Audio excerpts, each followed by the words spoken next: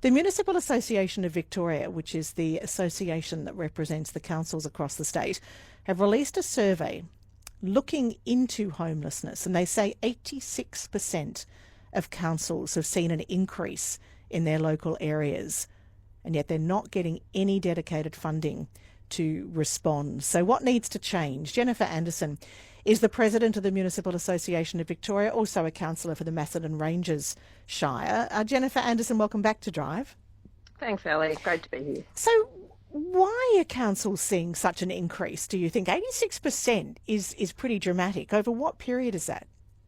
Yeah, well, look, it's hard for us to say because this is the first time this sort of survey has been done, and it's just wonderful to have this data because it really helps us to know that it's an issue across all councils. Some people think it's just a metro issue, but it's being experienced in rural and regional areas as well. So who are we talking about? Are they young people, old people?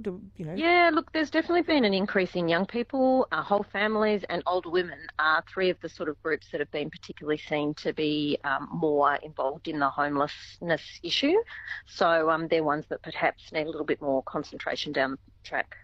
So what is the role of council services with the homeless? Because if we look at the Salvos, for example, and other social services, how do you work in with them? Yeah, well, we don't actually have defined roles, so it's a state or sort of federal issue. There aren't local policies.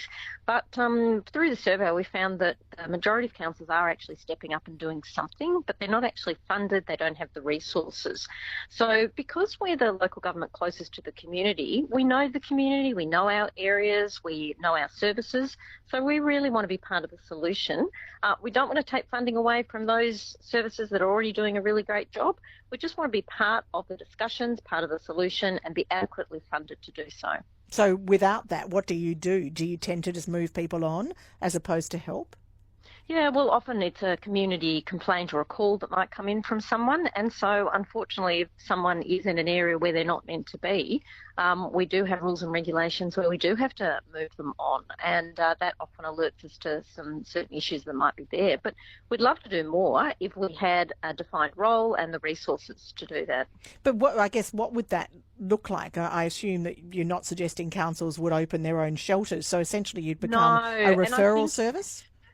No, look, I think we don't have the solution yet, and it'll be different in different places because although we're the peak body for the 79 councils, we look at the issues, but we know that each individual area or perhaps regions will need to approach things differently. So it's very important that we have that seat at the table to be able to be part of those conversations because the last thing we want is a one-size-fits-all or us to be given something to do without the sustainable funding or something that's just not appropriate for us to be doing. Does the government recognise the role of councils and I guess more importantly involve you in those conversations? No, not at this stage. All the discussions, the policies, the people involved, it's really at state and federal levels and local government really hasn't had a seat at the table at this stage.